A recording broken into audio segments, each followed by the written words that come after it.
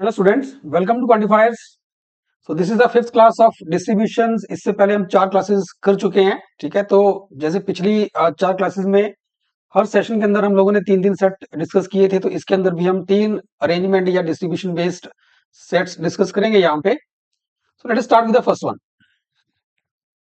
अब यहाँ पे क्या बोला गया है that each of the 8 persons P Q R S T U V W R travelling bye exactly one car among Honda city BMW and Honda ब्रायो. Each of them belongs to a different city among Hyderabad, Chennai, Kolkata and so on. हमारे पास 8 cities हैं, but not necessarily in the same order. The number of persons traveling by any car is minimum 2 and maximum 3. तो यहाँ पे हमारे पास 8 लोग हैं, ठीक है, 3 कार्स हैं, 8 लोग, और वो 8 डिफरेंट सिटीज को बिलोंग कर रहे हैं। और साथ ही साथ 3 कार्स हैं हमारे पास, एक होंडा सिटी है, ब्रायो है और बीएमडब्ल्यू है। ठीक है, और ये लोग इन्हीं 3 कार्स में ट्रेवल कर रहे हैं।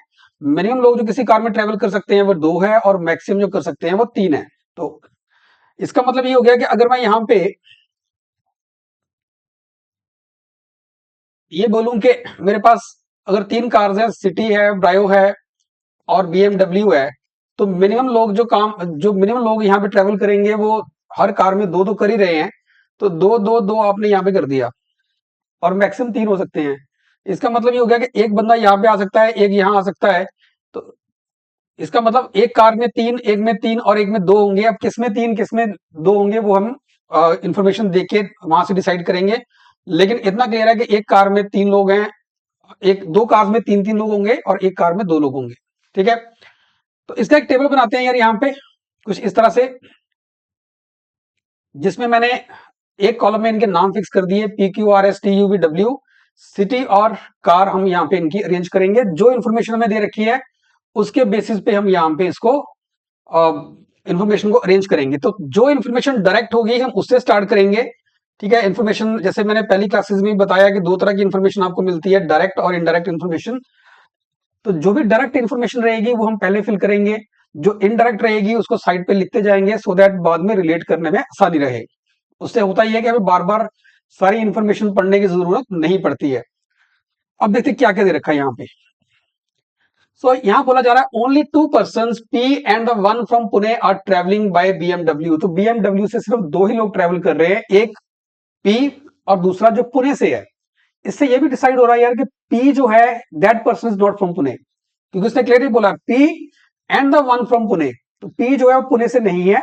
तो बीएमडब्ल्यू से 2 लोग ट्रेवल कर रहे हैं, कौन कौन है, एक तो पी है और सेकंड जो बंदा पुणे से है। ये लोग बीएमडब्ल्यू में ट्रेवल कर रहे हैं। ठीक है, यही 2 लोग हैं जो बीएमडब्ल्यू में ट्रेवल कर रहे हैं। तो यहाँ पे आप पी के सामने उसकी कार लिख सकते हो बीएमडब्ल्यू, राइट। इसका मतलब ये हो गया कि बीएमडब्ल्यू में 2 ही लोग ट्रेवल कर रहे हैं। इसका मतलब होंडा सिटी में 3 करेंगे और होंडा ब्रावो में 3 लोग ट्रेवल करेंगे। नेक्स्ट कह रहा है R and T are travelling by different cars but they are neither from Bangalore nor from Baroda. R और टी दोनों ही डिफरेंट कार्स में हैं और ये लोग बेंगलुरु और बड़ौदा से नहीं है, ना तो बेंगलुरु से है ना ही ये लोग बड़ौदा से हैं। तो ये मैंने साइड पे लिख दिया सो दैट जब बाद में हम इसको फिल करने की कोशिश करेंगे आर और टी के बारे में, तो मुझे बार बार इंफॉर्मेशन पढ़ने की जरूरत नहीं पड़ेगी। तो ये मेरी एक तरह से इनडायरेक्ट इंफॉर्मेशन है जो मैंने साइड पे लिख दी है। ठीक है, डायरेक्ट क्या था यहाँ पे कि पी के पास बीएमडब्ल्यू है, पी बीएमडब्ल्यू में ट्रेवल कर रहा है। R and T travelling by different cars, ये भी ध्यान रखना है, आर और टी की कार्स डिफरेंट होंगी। ठीक है,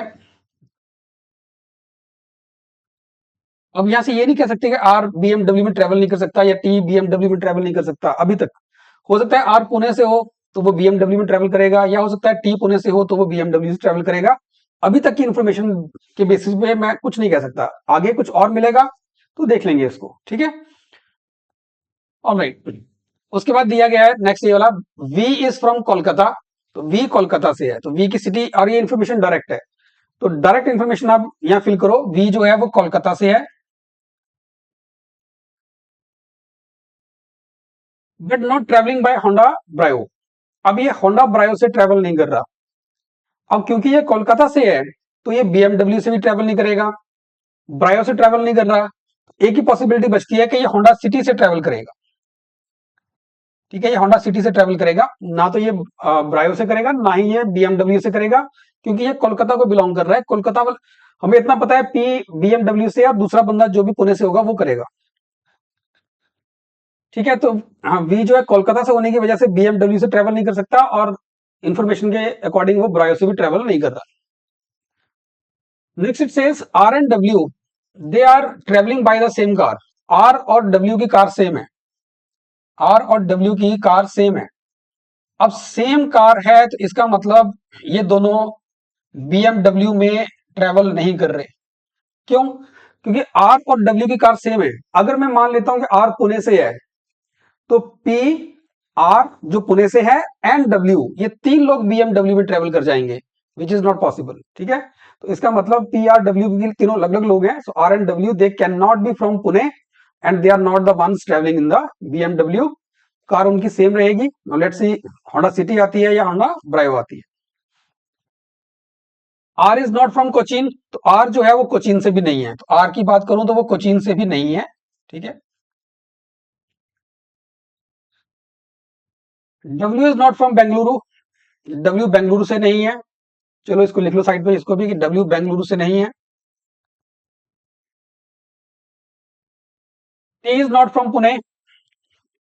आर और टी डिफरेंट कार्स में ट्रेवल कर रहे थे, तो T is not from Pune. ठीक है, तो T is not travelling by BMW. ठीक है, and S is from Hyderabad. S Hyderabad से है, तो एस के बारे में बता दिया कि एस हैदराबाद से है।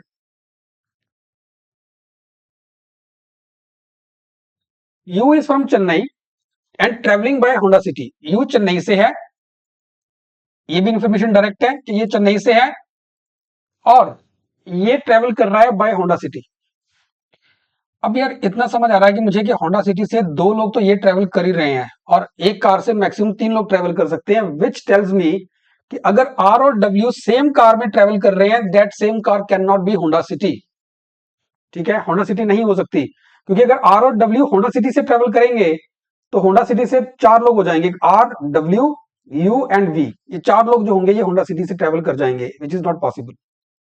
ठीक है जी, तो यू और वी होंडा सिटी से ट्रेवल नहीं कर, sorry, R and W Honda City से ट्रेवल नहीं करेंगे, बीएमडब्ल्यू से ट्रेवल नहीं करेंगे, तो आर और डब्ल्यू ट्रेवल करेंगे ब्रायो से, तो ये होंडा ब्रायो से ट्रेवल करेंगे। ठीक है, नहीं तो अगर अगर इनको भी आप होंडा सिटी में लेके चलते हो तो होंडा सिटी से चार लोग आ जाएंगे। आर और डब्ल्यू ये होंडा ब्रायो में ट्रेवल कर रहे हैं। और इतना पता है कि टी जो है और आर ये डिफरेंट कार्स में ट्रेवल कर रहे हैं। R and T they are travelling in the different cars. यहाँ लिखा था, यहाँ पे R and T are travelling in the different cars. अब टी मुझे पता है that T is not from Pune, यहाँ लिखा है T is not from Pune, तो टी जो है वो बीएमडब्ल्यू में ट्रेवल नहीं करेगा। तो टी ना तो बीएमडब्ल्यू में ट्रेवल करेगा, ना ही वो आर की कार होंडा ब्रायो में ट्रेवल करेगा, तो टी के लिए कार बचती है होंडा सिटी। तो टी इज द वन जो होंडा सिटी में होंडा सिटी में ट्रेवल कर रहा है। तो होंडा सिटी के तीन लोग आपने यहाँ पे कंप्लीट कर दिए। और एस क्योंकि हैदराबाद से है, अब एस हैदराबाद से तो ये बीएमडब्ल्यू में ट्रेवल नहीं कर सकता, तो इसको फिर होंडा सिटी भी नहीं मिलेगी, बिकॉज होंडा सिटी के तीन लोग ऑलरेडी ऑक्युपाइड हैं। तो हैदराबाद से जो एस है ये होंडा ब्रायो में ट्रेवल करेगा, तो ये होंडा ब्रायो हो गया।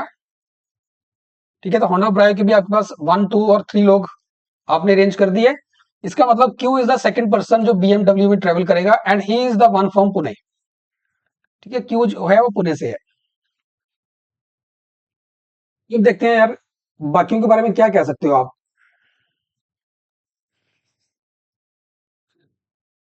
चलिए देखते हैं। अब पी कहां से है, आर कहां से है।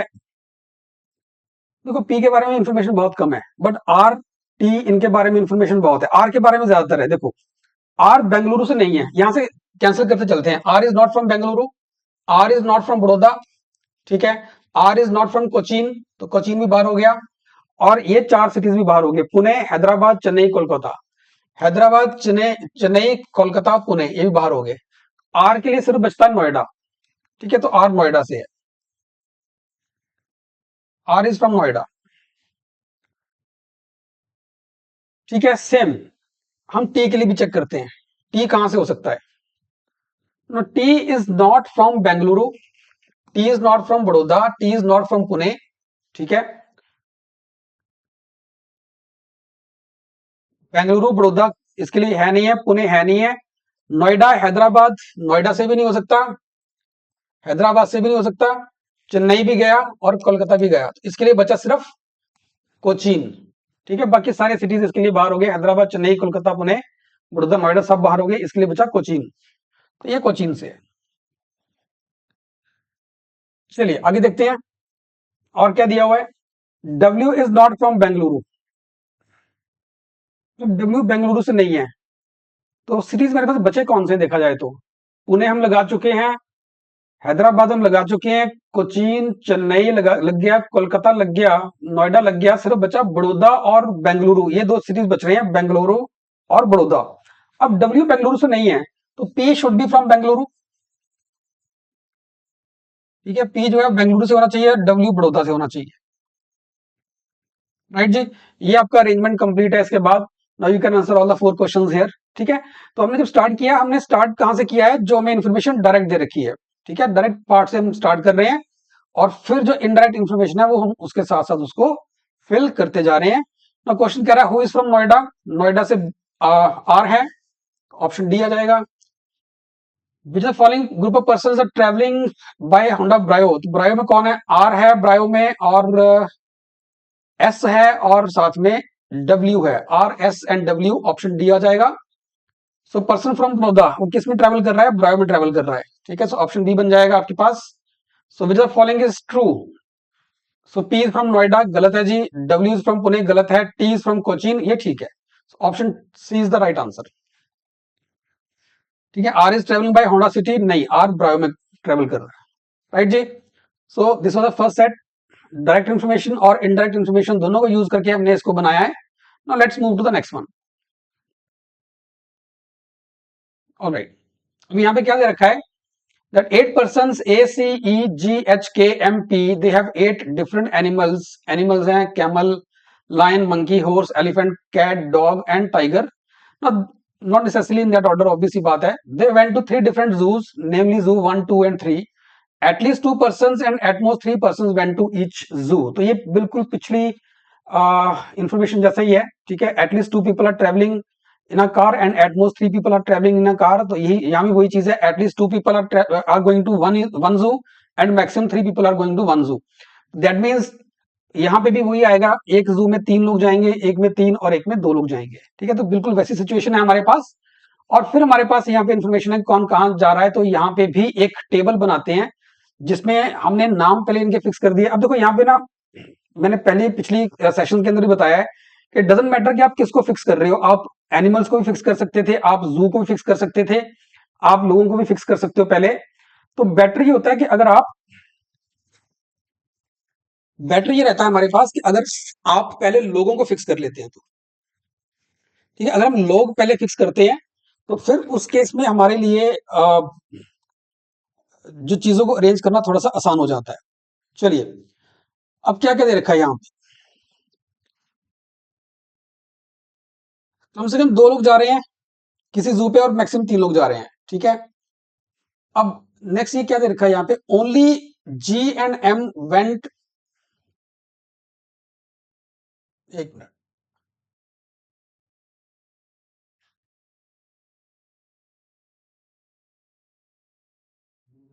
ऑलराइट, हाँ जी, तो यहां लिखा है only G and M went to zoo 3, only G and M, मतलब जू 3 में सिर्फ 2 लोग जा रहे हैं, जू 3 में सिर्फ 2 ही लोग जा रहे हैं। ठीक है, इसका मतलब जू 1 में 3 लोग जाएंगे और जू 2 में भी 3 लोग जाएंगे, तभी 8 पूरे होंगे, क्योंकि ओनली वर्ड यहां पे आ गया, only G and M they are going to the zoo number 3, G and M, and one of them has dog. तो जी और एम इनका पक्का हो गया कि ये जू 3 में जा रहे हैं, ये डायरेक्ट इन्फॉर्मेशन थी।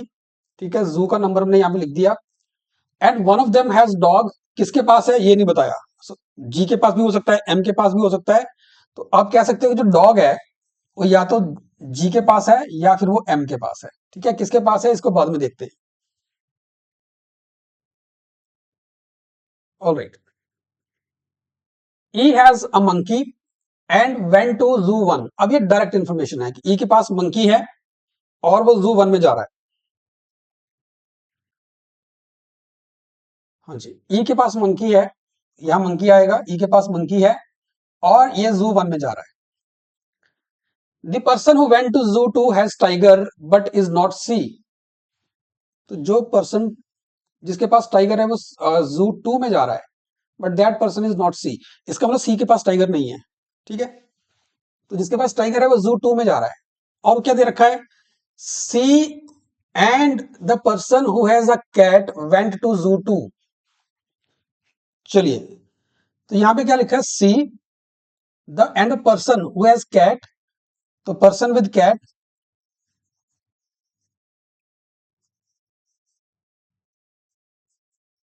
Also the person who has tiger. ये सब लोग कहां जा रहे हैं, जू 2 में जा रहे हैं। तो C person having cat and person having tiger. ठीक है, ये 3 लोग हैं जो जू नंबर 2 में जा रहे हैं। तो ये 3 डिफरेंट लोग हैं, सी जिसके पास कैट है और जिसके पास टाइगर है। अब क्लियरली मेंशन है इससे पहली लाइन के अंदर, the person who went to zoo 2 has tiger but is not C. तो सी के पास टाइगर नहीं है। और उसके बाद लिखा C and the person who has cat. तो सी और जिसके पास कैट है, ये लोग अलग अलग लोग हैं। ठीक है, और ये भी जू 2 में जा रहे हैं। तो ये 3 लोग हैं जो जू 2 में जा रहे हैं। Neither A nor K has tiger but one of them went to zoo 2। अब ए और के में से किसी के पास भी टाइगर नहीं है, बट इनमें से एक पर्सन जू 2 में गया। इसका मतलब ए और के में से एक बंदा है जिसके पास कैट होगी। अब ये नाम है ना, वो सी तो हो नहीं सकता। ए एंड के, ए और के में से एक पर्सन जू 2 में जा रहा है, लेकिन उसके इनके पास टाइगर किसी के पास नहीं है। तो जो भी पर्सन यहां जाएगा उसके पास कैट होगी। वो पर्सन ए भी हो सकता है, वो पर्सन के भी हो सकता है। तो ए और के में से एक पर्सन है जिसके पास कैट है। A and H went to the same zoo. Alright, A और H went to the same zoo, zoo 2 भी हो सकता है। Next is H has elephant. अब एच के पास एलिफेंट है यार। तो अगर एच के पास एलिफेंट है और अगर ए और एच सेम जू में जा रहे हैं, इसका मतलब ए के पास कैट नहीं हो सकती। क्योंकि अगर ए के पास कैट होती, अगर ए के पास कैट होती और ए अगर जू 2 में जा रहा होता, तो जू 2 में जाने वाले 4 लोग हो जाते, C, A with cat, third the person who has tiger, and fourth H जिसके पास एलिफेंट है। क्योंकि ए और एच सेम जू में जा रहे हैं। It is not true. तो इसका मतलब A is not the person who is having cat. तो कैट किसके पास होगी फिर, के के पास। तो K is the one who is going to zoo number 2।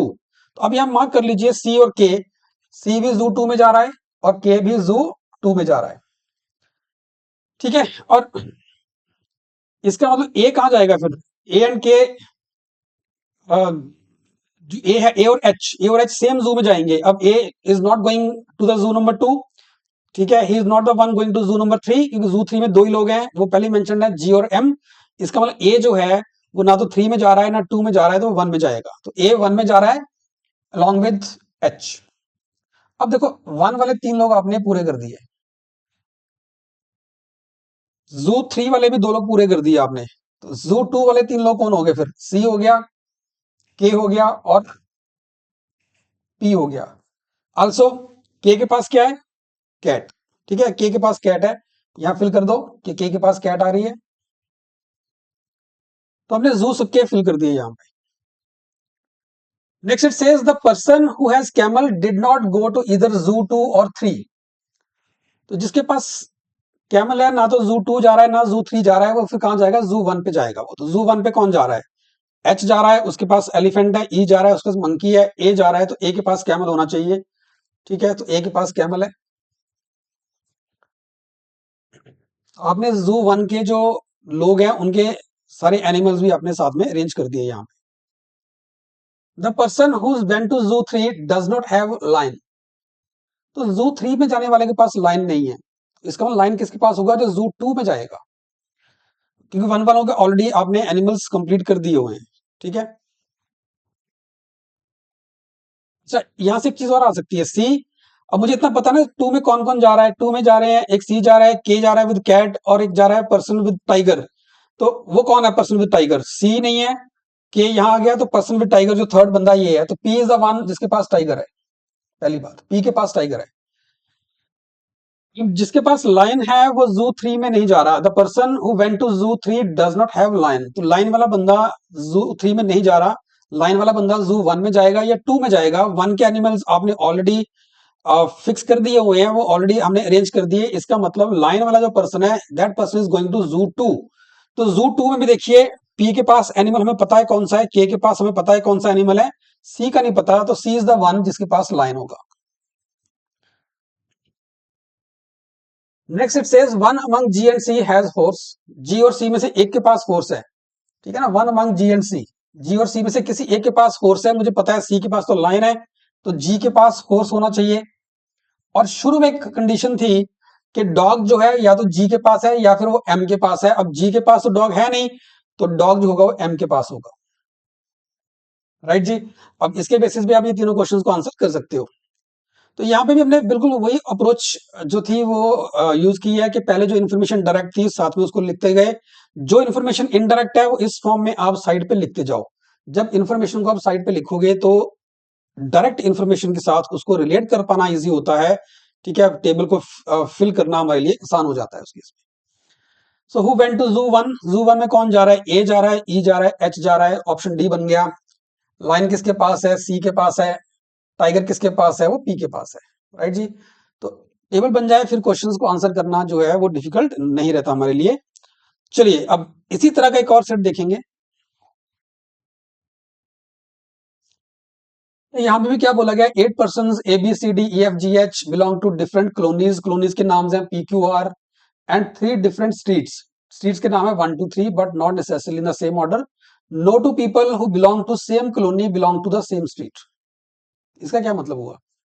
इसका मतलब ये है no two person who belong to same colony.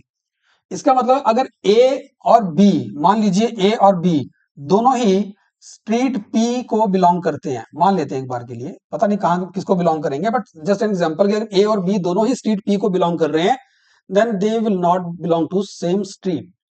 Sorry, colony की बात हो रही है ना। No two person who belong to same colony, my mistake, यहां पे कॉलोनी आएगा।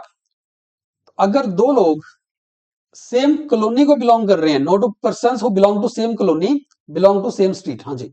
तो अगर मान लीजिए ए जो है पी कॉलोनी को बिलोंग कर रहा है, बी भी पी कॉलोनी को बिलोंग कर रहा है, तो ए और बी सेम स्ट्रीट को बिलोंग नहीं करेंगे। मतलब ऐसा नहीं कि इनकी स्ट्रीट भी सेम होगी। इसकी स्ट्रीट अगर लेट से 1 है तो इसकी स्ट्रीट 2 या 3 में से कुछ भी हो सकती है। इसका मतलब ये है कि कॉलोनी 1 में भी आपको स्ट्रीट 1, स्ट्रीट 2 और स्ट्रीट 3 मिल जाएंगी। ऐसे कॉलोनी क्यू में भी आपको स्ट्रीट 1, स्ट्रीट 2 और स्ट्रीट 3 मिल जानी चाहिए।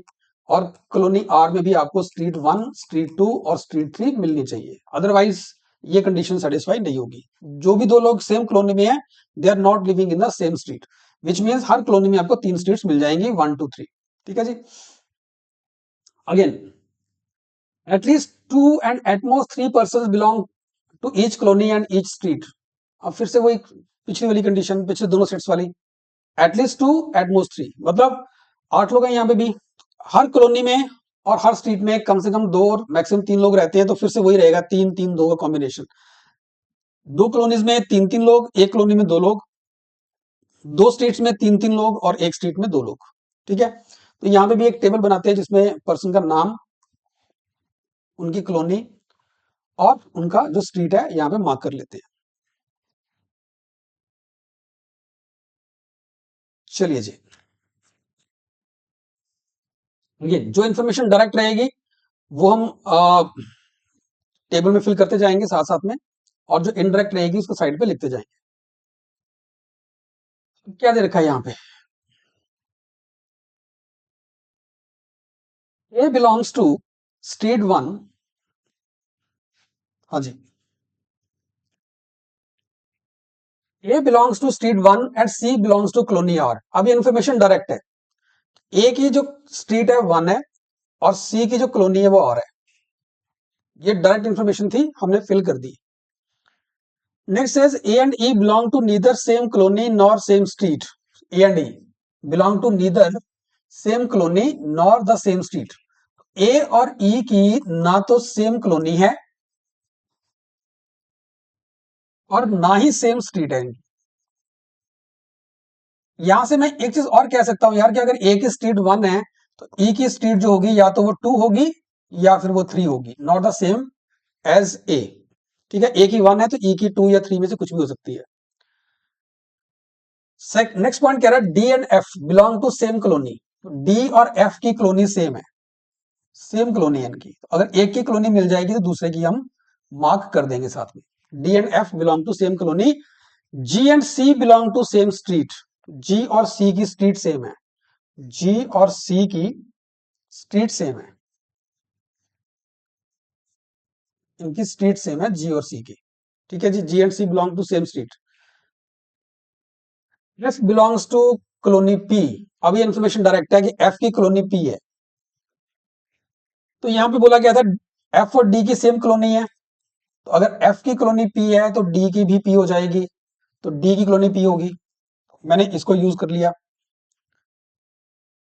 जी belongs to neither street 1, G belongs to neither street 1 nor street 2। तो जी की स्ट्रीट ना तो 1 है ना ही 2 है, विच टेल्स मी कि जी की स्ट्रीट जो होगी वो 3 होगी। और यहां से बोला गया जी और सी की सेम स्ट्रीट है, तो सी की स्ट्रीट भी 3 होनी चाहिए, तो हमने इसको भी यूज कर लिया। ठीक है जी, अब नेक्स्ट देखो, E and C do not belong to the same street. E and C इनकी स्ट्रीट सेम नहीं है, तो सी की स्ट्रीट 3 है तो ई की स्ट्रीट 3 नहीं हो सकती। हमें पता है ई की या 2 होगी या 3 होगी, बट अगर सी की स्ट्रीट और ई की स्ट्रीट सेम नहीं है, E and C do not belong to same street, तो ई की स्ट्रीट आपकी सी वाली या 3 नहीं हो सकती, ई की स्ट्रीट विल बी सेकंड, तो ई की स्ट्रीट आपके पास सेकंड आएगी। ठीक है जी, तो आपने इसको भी यूज कर लिया।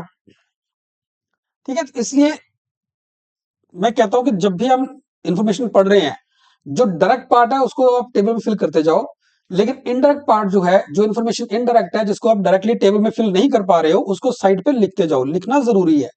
जब आप लिख रहे हैं उसके बाद जो भी वहां फिल कर रहे हैं उसको इसके साथ रिलेट करना बाद में आसान हो जाता है हमारे लिए। अगर ये नहीं लिखते हो, सिर्फ कहानी पढ़ते जा रहे हो, तो फिर आपको इसी इन्फॉर्मेशन को बार बार पढ़ना पड़ेगा। ठीक है, तो उसमें टाइम वेस्ट हो जाता है हमारा। ऑलराइट, आगे क्या लिखा है, B and C do not belong to same colony. B और सी की कॉलोनी सेम नहीं है। अब बी की कॉलोनी जो है वो, सॉरी, सी की कॉलोनी जो आर है, तो अगर बी और सी की कॉलोनी सेम नहीं है तो बी की जो कॉलोनी होगी वो या तो पी होगी या फिर वो क्यू होगी। बी की कॉलोनी या पी है या क्यू है, not R. H belongs to neither colony P nor Q.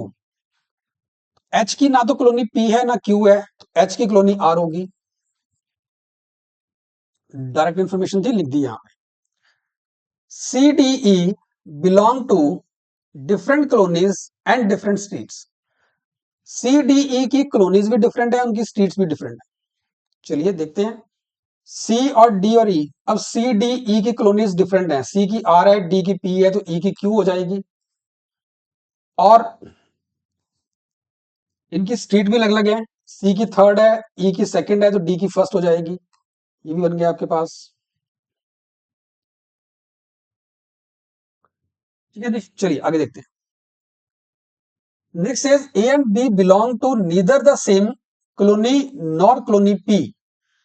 ए और बी की ना तो सेम कॉलोनी है ना ही वो उनकी कॉलोनी पी है। तो यहां से एक तो समझ आ रहा है कि बी की कॉलोनी इज नॉट पी, तो बी की अगर पी नहीं है तो बी की क्यू हो जाएगी। अब अगर ए और बी की कॉलोनी सेम नहीं है और पी भी नहीं है, तो ए की कॉलोनी आर हो जाएगी, क्योंकि उसकी कॉलोनी पी बी से आपको डिफरेंट रखनी है। ठीक है, और पी भी नहीं हो सकती, तो क्यू भी नहीं हो सकती, पी भी नहीं हो सकती, आर हो जाएगी। अब आप ध्यान दो कि आर आपने 3 जगह फिट कर दिया, ए सी और एच में। ठीक है जी, next is B and G belong to the same street. B और जी की स्ट्रीट सेम है, अगर जी की थर्ड है तो बी की स्ट्रीट भी थर्ड हो जाएगी। G does not belong to colony Q. अब जी की कॉलोनी क्यू नहीं है, यहां क्यू आएगा। जी की कॉलोनी जो है वो क्यू नहीं है। अब जी की अगर यार कॉलोनी क्यू नहीं है तो जी की आर भी नहीं हो सकती, क्योंकि आर ऑलरेडी आप 3 लोगों को दे चुके हो, ए सी और एच। तो जी की कॉलोनी ना तो आर है ना क्यू है, तो जी की कॉलोनी बनेगी पी। ठीक है जी, इतनी इन्फॉर्मेशन से हमने ये सारा जो टेबल है फिल कर दिया। अब सिर्फ रह गया एफ और एच की स्ट्रीट फिल करना। अब उसके लिए वापस आते हैं इस लाइन के ऊपर, that no two persons who belong to same colony belong to same street. जो दो लोग सेम कॉलोनी को बिलोंग करते हैं उनकी स्ट्रीट सेम नहीं है। चलिए, क्योंकि मेरे पास अब कॉलोनी तो सबकी आई गई ना। अब देखो एफ की बात करते हैं। एफ की कॉलोनी है पी। अब पी कॉलोनी वाले को आपने स्ट्रीट 1 भी अलॉट कर दी है, पी कॉलोनी वाले को आपने स्ट्रीट 3 भी अलॉट कर दी है। पी कॉलोनी वाले को आपने 1 नंबर स्ट्रीट और 3 नंबर स्ट्रीट अलॉट कर दी है। एफ की जो स्ट्रीट बनेगी वो 2 बनेगी। ऐसे एच की बात करें तो एच की कॉलोनी है आर। अब यार आर वाले को आपने स्ट्रीट नंबर 1 दे दी और स्ट्रीट नंबर 3 दे दी है। ठीक है, यहां देखो, आर वाले को आपने स्ट्रीट 1 भी दे दी है और स्ट्रीट 3 भी दे दी है। तो आर कॉलोनी वाला जो तीसरा बंदा है उसकी स्ट्रीट 2 आएगी, क्योंकि कोई भी दो लोग जो सेम कॉलोनी में रहते हैं उनकी स्ट्रीट्स अलग अलग हैं। तो 1 भी होगी, 3 भी होगी, तो 2 यहां आ जाएगी। राइट जी, हमारा ये टेबल कंप्लीट है। इसके बेसिस पे हम ये तीनों क्वेश्चन को अब आंसर कर सकते हैं। आई होप सबको समझ आया होगा ये। So to which colony does G belong? तो जी जो है वो पी कॉलोनी से है। Which the following is the correct combination? FP2, FP2 is the right one, option A आ जाएगा। बाकी चेक कर लो, जीपी, जीपी नहीं है, जीपी टू टू नहीं है, जीपी तो है लेकिन 2 नहीं है, कॉलोनी स्ट्रीट नंबर 3 है। G2P, G2P ये वापस वही से आ गया। ठीक है, और F2P, F2P, F2P respectively word यहाँ इंपॉर्टेंट है यार। पर्सन, कॉलोनी एंड स्ट्रीट, तो person, colony and street respectively word आ रहा है, तो यहाँ पे ये कॉलोनी होना चाहिए था। ठीक है, इसलिए ये गलत है। Third, which of following person belong to same colony? Same colony से कौन कौन है? डी एफ जी, देखते हैं। डी एफ और जी, यस, डी भी पी से है, एफ भी पी से है, जी भी पी से है। ऑप्शन ए आपका हो जाएगा। बाकी चेक कर लो, एफ जी एच नहीं होगा क्योंकि एफ आपका पी से है, जी पी से है, एच आपका आर से है। D E F, D F तो हो जाएंगे, ई कौन सी है? ई और डी अलग अलग कॉलोनी से हैं। Right, so option A is the right answer. यहाँ पे ध्यान रखना, उसने बोला है पर्सन, कॉलोनी और स्ट्रीट रिस्पेक्टिवली, तो यहाँ पे स्ट्रीट पहले आ रही है, कॉलोनी बाद में आ रही है। ठीक है, दैट्स वाई ये ऑप्शन नहीं हो सकता। So option A is the right answer. So students, हमने इसमें 3 सेट्स करे हैं इस क्लास के अंदर, इस सेशन के अंदर। ठीक है, this was the 5th class of distributions या अरेंजमेंट्स, राइट। तो आई होप जो भी तीनों सेट्स करे हैं आपको समझ आए होंगे। इसके बाद एक शायद क्लास और एक सेशन और इसका हम प्लान कर रहे हैं। ठीक है, अभी इस सेशन में इतना ही है, राइट। चलिए फिर नेक्स्ट सेशन में मिलते हैं। Thank you.